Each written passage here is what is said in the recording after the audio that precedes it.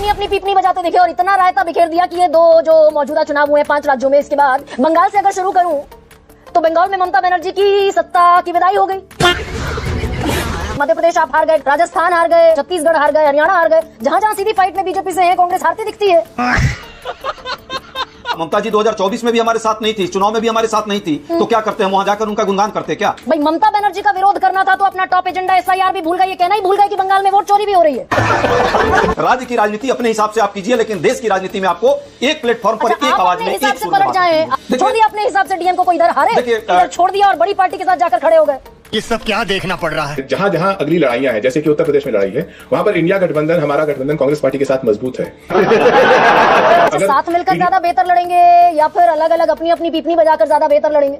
देखिए, जहां पर भारतीय जनता पार्टी में ऐसे लोग जो घनघोर करप्ट हैं, उनको मुख्यमंत्री बनाया जा रहा है, उनके अपने नेताओं की कोई हैसियत। नीतीश कुमार तो करप्ट नहीं थे, नीतीश कुमार को ये इंडिया ब्लॉक नहीं संभाल पाया, वो भी निकल लिए एनडीए की तरफ। उनको हटा दिया गया। वो जो हुंकार भरी गई थी प्रधानमंत्री नरेंद्र मोदी को हराने के लिए इकट्ठे हुए, ना कोई कॉमन मिनिमम प्रोग्राम बना, ना कोई दफ्तर बना, 24 के बाद कोई बैठक नहीं हुई, सब अपनी अपनी डफली अपना अपना राग गा रहे हैं। कहां इंडिया ब्लॉक? चलो भाई। बंगाल में आज भव्य शपथ ग्रहण समारोह हुआ और शुभेंदु अधिकारी बंगाल में बीजेपी के पहले मुख्यमंत्री बन गए और एक बड़ी गजब की तस्वीर मंच पर दिखाई दी। एनडीए का जबरदस्त शक्ति प्रदर्शन। तो ऐसे वक्त में बड़ा जरूरी हो जाता है ये सवाल पूछना कि वो इंडिया गठबंधन कहां है। और जितने धुरंधर थे विपक्षी पार्टियों में, वो सारे धुरंधर एक साथ आए और 2024 का चुनाव लड़ा सबने मिलकर, और फिर सबने रायता फैला दिया। सब अपनी ढफली, अपना राग, अपनी अपनी तुनतुनी, अपनी अपनी पीपनी कहते हैं हमारे यहाँ तो वेस्ट उत्तर प्रदेश में, सब अपनी अपनी पीपनी बजाते दिखे और इतना रायता बिखेर दिया कि ये दो जो मौजूदा चुनाव हुए 5 राज्यों में, इसके बाद अब ये इंडिया ब्लॉक बचा भी है नहीं बचा है, क्योंकि सब सिर फुटअव्वल में मुब्तला दिखाई दे रहे हैं। बंगाल से अगर शुरू करूं तो बंगाल में ममता बनर्जी की सत्ता की विदाई हो गई। भाई राहुल गांधी अगर ये कहते दिखाई देंगे कि सिर्फ कांग्रेस हरा सकती है, तो राहुल गांधी बदगुमानी में जी रहे हैं, क्योंकि जितने भी आमने सामने के मुकाबले हैं बीजेपी और कांग्रेस के बीच, कांग्रेस हर जगह हारती दिखाई दी। मध्य प्रदेश नहीं जीत पाई, राजस्थान नहीं जीत पाई, छत्तीसगढ़ जिताया हार गई, हरियाणा नहीं जीत पाई। डॉक्टर अजय, ये राहुल गांधी अगर हुंकार भरते हैं कि कांग्रेस बीजेपी को हरा सकती है, सिर्फ कांग्रेस में ताकत है बीजेपी को हराने की, ये राहुल गांधी बदगुमानी का शिकार होते हैं, मिसकैलकुलेटिव है, सही से जोड़ नहीं पाए गुणा गणित, ये किस आधार पर कह देते हैं राहुल गांधी? क्या रे भिकमंगिया? बदजुबानी नहीं है, बदगुमानी भी नहीं है, बल्कि बदजुबानी तो मैंने नहीं कहा, मैंने सिर्फ बदगुमानी कहा। सहयोगियों के साथ मिलकर के बदगुमानी, वही न बदगुमानी है, न बदजुबानी है, न वो जो है सहचरी और कहीं न कहीं सदगामी के तौर पे वो आगे बढ़ना चाहते हैं।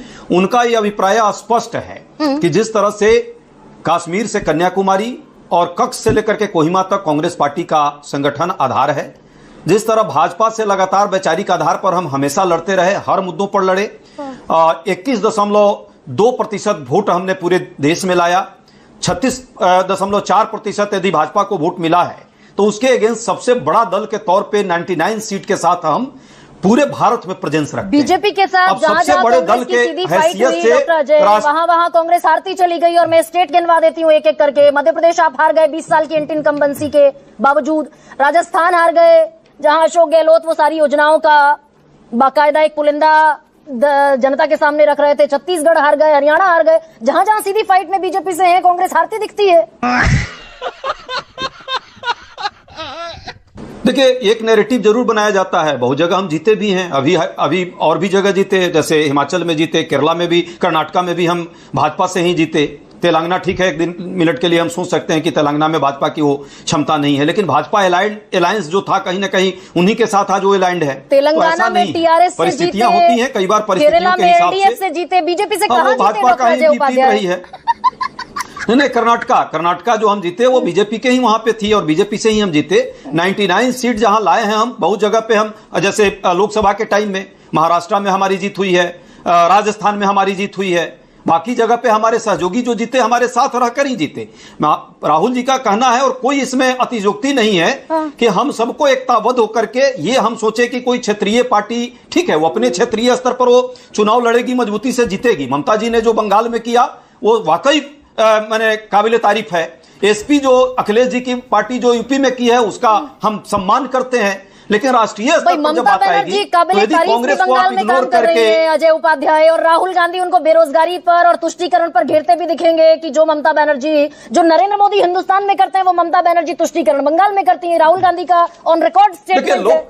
बात तो सही है। ममता जी 2024 में भी हमारे साथ नहीं थी, चुनाव में भी हमारे साथ नहीं थी, तो क्या करते हैं वहां जाकर उनका गुणगान करते क्या, या उनकी जो कमियां राज्य सरकार की है उसी को राहुल जी उभार कर लाते और वो लाना एक दायित्व बनता है। यदि हमारी पार्टी वहां चुनाव लड़ रही थी तो सच तो यह है कि हम चाहते हैं ममता बनर्जी के विरोध में वो जो टॉप एजेंडा था अजय उपाध्याय, भाई ममता बनर्जी का विरोध करना था तो अपना टॉप एजेंडा एसआईआर भी भूल गए, ये कहना ही भूल गए कि बंगाल में वोट चोरी भी हो रही है। यही हम कर रहे हैं कि हमें एकताबद्ध होकर के जनता के बीच एक मैसेज ले जाना होगा कि हम जो है इंडिया गठबंधन के साथी हैं। हम साथी हैं भी और हम नहीं भी हैं। समय आने पर हम साथी बन जाते हैं। आज समय जैसे खत्म होता है और आप जो है अलग लड़ने लगते हैं। अरे देवा, देखिए ममता बनर्जी जी ने जो समय समय पर इंडिया गठबंधन की शुरुआत उन्होंने की थी और अभी भी हमें पूरा विश्वास है कि वो फिर से इस बात को समझेंगी कि भाजपा एक डायनासोर है, उससे उस पार्टी से लड़ना है जो सबको खा रही है, सारे पार्टियों को खा रही है, संस्थाओं को खा रही है, चुनाव आयोग तक को अपने कब्जे में कर ली है, निगल गई है। ऐसे पार्टी से यदि आपको लड़ना है तो आपको अपने छोटे छोटे जो अहंकार हो या स्वार्थ हो उसको छोड़ करके राज्य की राजनीति अपने हिसाब से आप कीजिए, लेकिन देश की राजनीति में आपको एक प्लेटफॉर्म पर एक आवाज में एक सुर में बात करनी आप अपने तभी जनता में आप भरोसा दे पाएंगे। ये तो बहुत आदर्शवादी आप बातें और सारी तकरीरें देते दिख रहे हैं। अपने हिसाब से टीवीके को पकड़ लिया, डीएमके को छोड़ दिया, which was a founder member of India block, छोड़ दिया अपने हिसाब से। डीएमके को इधर हारे, इधर छोड़ दिया और बड़ी पार्टी के साथ जाकर खड़े हो गए। ये सब क्या देखना पड़ रहा है। ये कनिमोजी की चिट्ठी है मेरे पास, वो ये लिख रही हैं लोकसभा सेक्रेटेरिएट को। देखिए एक सेकंड रुक तो जाइए। In view of the change political circumstances and as our alliance with the Indian National Congress has come to an end. वो लोकसभा में कांग्रेस के साथ बैठना नहीं चाहते जिस पार्टी ने तमिलनाडु में बीजेपी को रोका। वो ये कह रही है हम कांग्रेस के साथ नहीं बैठेंगे लोकसभा में। Your alliance is came to an end. देखिए यदि कजिमुनी जी उनके नेता हैं, वरिष्ठ नेता हैं और डीएमके का यदि ये निर्णय होगा तो इस निर्णय को सबको स्वीकारना है। डीएमके पहले भी भाजपा के साथ रही है, कोई पहली बात तो है नहीं। एक बार नहीं दो बार गई है भाजपा के साथ। टीएमसी भी एक बार नहीं दो बार भाजपा के साथ गई है। ये लोग पहले से भी ये करते रहे और आगे भी यही करना चाहते, तो इसमें कांग्रेस पार्टी का क्या दोष है। टीवीके को इसीलिए हमने समर्थन दिया क्योंकि भाजपा और वहां गवर्नर के माध्यम से जो खेल खेलना चाह रही थी, गवर्नर जिस तरह डिले टैक्टिक्स में लगे हुए थे, यह स्पष्ट था कि कहीं ना कहीं दिल्ली से वो निर्णय हो रहा था, वो राजभवन का निर्णय नहीं था। और इसके पीछे क्या खेल होगा ये पब्लिक डोमेन में समय पर आता। यदि बार बार उसको रोका जा रहा है तो क्यों रोका जा रहा था टीवीके को। विजय आप जीते हुए के साथ जाकर खड़े हो गए, हमने छोड़ा नहीं है। हमने विजय को बाहर से समर्थन दिया है। यदि हमें सरकार में आना होता तो हम अंदर से आकर समर्थन देते। हमने वो काम किया जो तमिलनाडु के जनता का निर्णय था और एआईडीएमके किसी स्थिति में वहां ना आए सरकार में। भाजपा पिछले दरवाजे से घुसना चाह रही है, हम भाजपा को रोकना चाह रहे हैं। आरएसएस और बीजेपी के जो विचारधारा है, जो वहां पे गवर्नर बैठकर गवर्नर हाउस बंगाल में बीजेपी की सरकार, बीजेपी के बंगाल में डॉक्टर अजय, बंगाल में बीजेपी की सरकार बन गई। इंडिया अलायंस अगर इकट्ठा एकजुट होता दिखता, थोड़ी ममता बनर्जी झुकती, थोड़े राहुल गांधी झुकते, तो ये सिनेरियो दूसरा होता क्या डॉक्टर अजय? एकदम गरिमा जी, हम तो झुके ही हुए थे। हम तो लोकसभा में भी झुके थे 2024 में, हम इस बार भी झुके थे। लेकिन कितना झुकाइएगा राष्ट्रीय पार्टी को? क्या ये सारी जिम्मेवारी हमारे कंधों पर है क्या? बाकी लोगों को इसको नहीं देखना चाहिए, थोड़ा भी नहीं देखना चाहिए, हमारा मान सम्मान भी नहीं रखना चाहिए। तुष्टीकरण करने वाला बताएंगे, ममता बनर्जी को बीजेपी को राज्य में घुसाने वाला बताएंगे। अच्छा ठीक, एक सेकंड रुक जाइए गरिमा जी। मानव जायसवाल, गरिमा जी, इस बात की तो सच्चाई को आपको स्वीकारना होगा कि आज जिस तरह से भाजपा वहां आई है, हालांकि वो चोरी से आई है, बैक दरवाजे से आई है, एसआईआर और चुनाव आयोग की मिली भगत से आई है।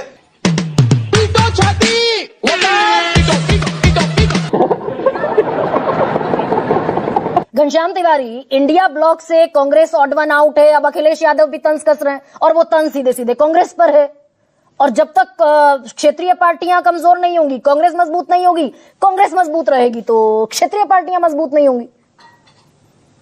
नमस्कार गरिमा जी, आपको, दर्शकों को और को पैनलिस्ट को 3 बातें अहम हैं। एक बात कि आपका कोई दर्शक अगर इस चीज को नहीं समझ सकता कि जिस तरीके से देश के लोकतंत्र को एक षड्यंत्र में तब्दील कर दिया गया है, जहां पर 2024 में जो भारतीय जनता पार्टी की लगभग एक करारी हार हुई थी, उसके बाद भारतीय जनता पार्टी के अंदर जो लोग षड्यंत्र रचते हैं, उन्होंने तय किया कि अब इस देश में सरकार चलाने के लिए जनता पर निर्भर नहीं होना है। जनता हमारी ठगी को नहीं मान रही है, जनता हमारे खिलाफ है ना सर। ये तो दरअसल एक इजी एक्सक्यूज है, उस पर मैं आऊंगी भाई। इसी इकोसिस्टम में समाजवादी पार्टी ने 37 सीटें, इतिहास में सबसे ज्यादा, जो मुलायम सिंह यादव के समय पर नहीं हुआ वो किया ना अखिलेश यादव ने। जनता ने जो तमाचा भारतीय जनता पार्टी को 2024 में मारा, उसका असर था कि भारतीय जनता पार्टी ने षड्यंत्र तंत्र को मजबूत किया। इस षड्यंत्र तंत्र में मीडिया पहले से ही शामिल था कि हर रोज हिंदू मुस्लिम बहस दिखाई जाती थी। अब इसमें इलेक्शन कमीशन और शामिल हो गया।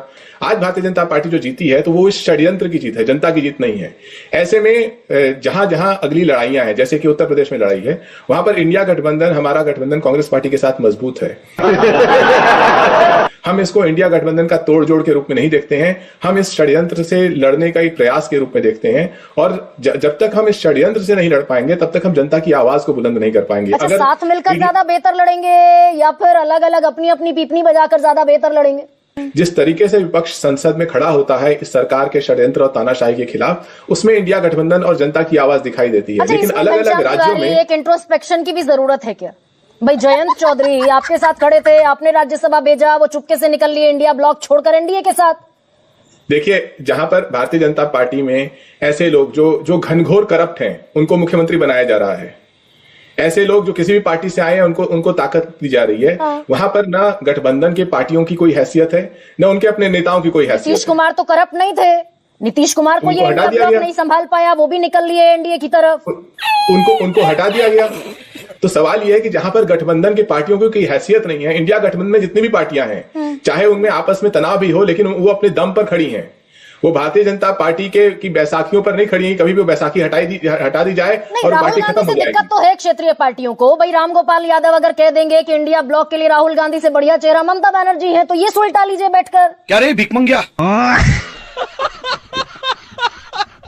अगर आप बेईमानी और झूठ का मुकाबला ममता बनर्जी और नरेंद्र मोदी का करें, तो पलड़ा ममता बनर्जी जी का बिल्कुल मजबूत है। न उन्होंने कभी कोई बेईमानी की, न कोई झूठ बोला, न उनका अडानी के बिजनेस में कोई पार्टनरशिप है।